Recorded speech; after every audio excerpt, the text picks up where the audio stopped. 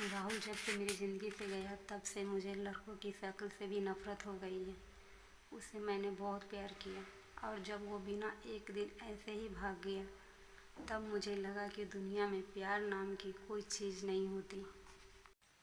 अब मैं जैसे बिना दिल वाले इंसान बन गई हूँ। मुझे कुछ भी महसूस नहीं होता है क्योंकि अब मुझे लगता है कि इससे बड़ा मेरी लाइफ में अब क्या होगा।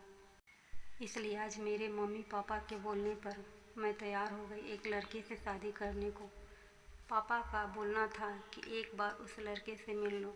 मैंने मना किया क्योंकि जिसको मैं इतने सालों तक साथ में रहकर नहीं पहचान पाई तो अब एक छोटी सी मुलाकात से एक अजनबी को क्या पहचान पाऊंगी। लेकिन लड़का भी मुझसे मिलना चाहता है। मैंने उसको मिलने को हामी भर दी। सच कहूँ तो मुझे अब किसी भी बात से कुछ फ़र्क नहीं पड़ता है। हमारा मिलना तय हुआ डिनर पर। पापा और मम्मी चाहते हैं कि मैं अकेले उससे मिलने जाऊँ। मैं जैसे मुड़ता हूँ मुझे अब कुछ फ़र्क नहीं पड़ता।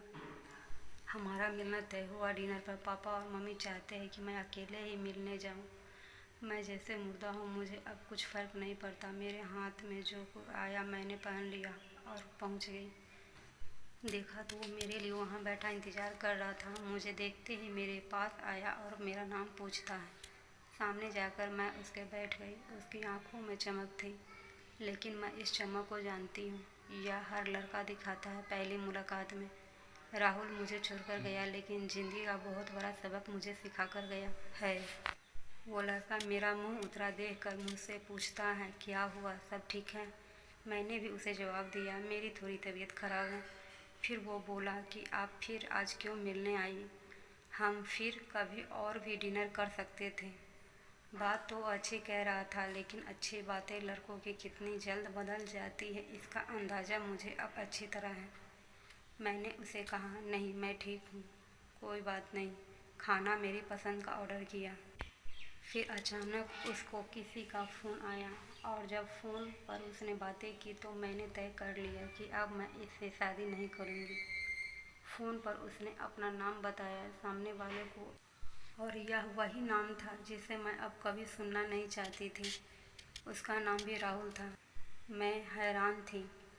मैं इतनी ज़्यादा खोई हुई थी कि अभी तक मैंने उसका नाम नहीं पूछा, न पापा मम्मी से ना ही उससे।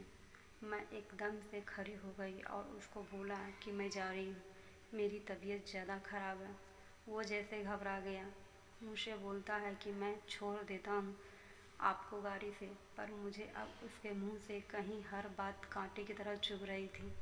उसको बिना जवाब दिए मैं वहाँ से चली जा रही थी।